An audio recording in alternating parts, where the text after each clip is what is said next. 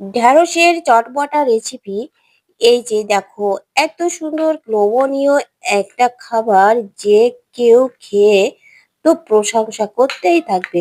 যারা ঢ্যাঁড়স খেতে চাও না তারা আজকের রেসিপিটা দেখে একবার বানিয়ে খেয়ে দেখো, যে আঙুল চাটতে থাকবে, একেবারে কথা দিচ্ছি।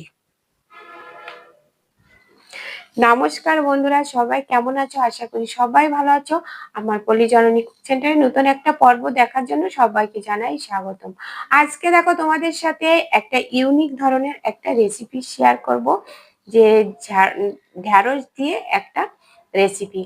মাত্র 10 মিনিট হাতে থাকলে একটা মাত্র ডিম দিয়ে একটা ইউনিক রেসিপি শেয়ার করব। তো রেসিপিটা কিভাবে কি কি কি দিচ্ছি, কিভাবে রান্না করছি, তো তোমরা সবাই সাথে থাকো, দেখতে থাকো। আর দেখার শুরুতে একটা লাইক করে দিও, আর নতুন বন্ধুরা চ্যানেলটা সাবস্ক্রাইব করে পাশে থেকো, তাহলে পরবর্তী ভিডিও আপলোড হলে নোটিফিকেশন অতি সহজে পৌঁছে যাবে। তাহলে চলো দেখো কি কি নিয়েছি আমি এই ঢ্যাঁড়সের রেসিপিটা তৈরি করার জন্য। ঢ্যাঁড়সের চটপটা রেসিপি তৈরি করার জন্য দেখো, আমি এখানে নিয়েছি ঢ্যাঁড়স, কেটে নিয়েছি। এই যে দেখো, যে লম্বা ঢ্যাঁড়স গুলো আছে ওগুলো এই যে দুই সাইড কেটে নিয়ে আমি এটা দুই টুকরো করে নিয়েছি। আর যেগুলো ঢ্যাঁড়স আছে ছোট, তার দুই মাথা কেটে নিয়ে এরকম লম্বা রেখেছি। ঢ্যাঁড়স গুলো দেখো কেটে ধুয়ে পরিষ্কার করে নিয়েছি। ঢ্যাঁড়স গুলো কিন্তু কাটার আগে ধুয়ে নিয়েছি, তা না হলে কিন্তু এই ঢ্যাঁড়সের যে একটা নালা আছে, নালাটা কিন্তু আর কি অনেক বেশি নালা হয়ে যায়। আর এই যে দেখো, আমি এখানে একটা বড় একটা আলু কেটে নিয়েছি। এই যে আলু ছোলা কেটে নিয়েছি। আর এখানে নিয়েছি দেখো টমেটো কেটে নিয়েছি। আর নিয়েছি একটা বড় একটা পেঁয়াজ কেটে নিয়েছি, কাঁচা লঙ্কা আছে। আর নিয়েছি মশলা, নিয়েছি দেখো এখানে জিরে আর সরিষা বাটা। আর নিয়েছি দেখো একটা ডিম।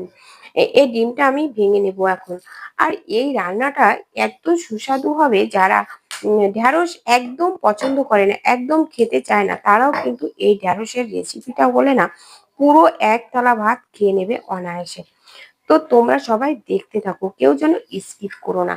তো দেখো, আমি ডিমটা ভেঙে নিলাম। তো চলো এবার গ্যাসের কাছে চলে যাই, আমি কিভাবে এই রান্নাটা করি, দেখতে থাকো। দেখো বন্ধুরা, গ্যাসটা অন করে দিয়েছি, কড়াই বসিয়ে দিয়েছি। তো দিয়ে দেবো এবার তেল। তো আমি প্রথমে একটু সাদা তেল দিয়ে আমি ঢ্যাঁড়স গুলো ভেজে নেব। তার জন্য দেখো, তেলটা একটু গরম করে নেব। তেলটা একটু ভালো করে গরম করে নিতে হবে। তেল যদি কাঁচা থাকে তাহলে কিন্তু ঢ্যাঁড়স গুলো লেগে যায়। তো এই জন্য তেলটা ভালো করে গরম করে নেব। তেলটা গরম হয়ে গেছে, এবার ঢ্যাঁড়স গুলো এর ভিতরে দিয়ে দেবো।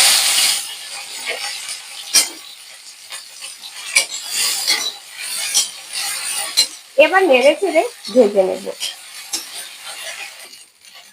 ঢ্যাঁড়স গুলো ভাজার সময় দিয়ে দেবো একটু লবণ আর একটু হলুদ।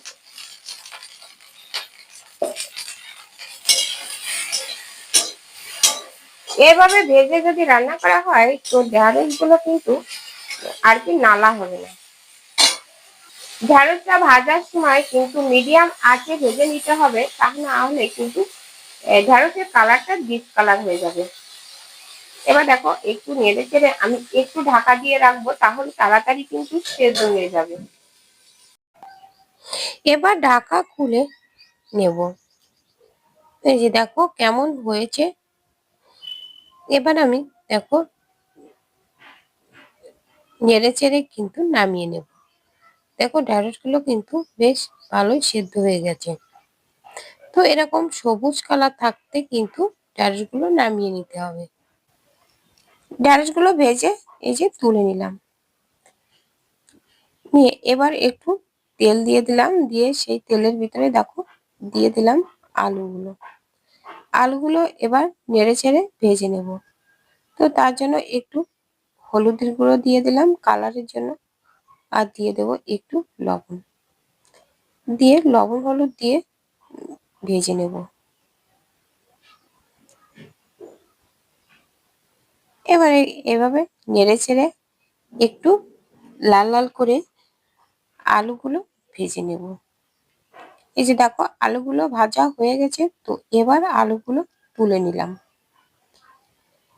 আলুগুলো তুলে নিয়ে এবার দেখো ওই তেলের ভিতরে দেখো একটা ডিম ভেঙে দিয়ে দিলাম। দিয়ে এবার ডিমের ভিতর দিয়ে দিলাম একটু লবণ। তারপরে তো এই যে দেখো এইভাবে এক পিঠ একটু ভাজা হলে তারপরে কিন্তু আমি এভাবে একটু ভেঙে ডিমটা এভাবে একটু ভেঙে দিয়ে এইভাবে দেখো ভেজে তুলে নিলাম। এবারও দিয়ে দেব আমি সরিষার তেল। তো দেখো দিয়ে তেলের ভিতরে দিয়ে দিলাম একটু গোটা জিরে। জিরাটা একটু ভাজা ভাজা হলে তো এবার দেখো এই তেলের ভিতরে দিয়ে দিলাম এক মুঠ কুচানো পেঁয়াজ। পেঁয়াজগুলো এবার নেড়ে চেড়ে ভেজে নেব। তো একেবারে জটপটা রান্না হয়ে যাবে, একেবারে কোনো ঝামেলা নেই। তো দিয়ে দিলাম পেঁয়াজ ভাজাটার সাথে একটু হলুদ। তো আর এই যে আর কি আমি যে জিরে আর সর্ষে বেটে রেখেছিলাম সেই জিরে সর্ষে বাটা দিয়ে দিলাম আর একটু কাঁচা লঙ্কা। তারপরে দিয়ে দিলাম টমেটোটা দিয়ে এবার নেড়ে চেড়ে আমি এগুলো ভেজে নেব। তো একটু জল দিয়ে দিলাম যাতে করে মশলাটা পুড়ে না যায়। টমেটোটা মানে গলে যাওয়া আগ পর্যন্ত এভাবে নেড়ে চেড়ে একটু ভালো করে ভেজে নেব। তো দেখো টমেটো গলে গেছে, তো এ পর্যায়ে দিয়ে দিলাম একটু শুকনো লঙ্কার গুঁড়ো। দিয়ে এবার দেখো নেড়ে চেড়ে আমি কষিয়ে নেব ভালো করে। তো দেখো মশলাটা কষানো হয়ে গেছে, তো এবার দেখো দিয়ে দিলাম ভেজে রাখা আলু আর এই যে ঢেঁড়সগুলো দিয়ে এই একসাথে একটু কষিয়ে নেব।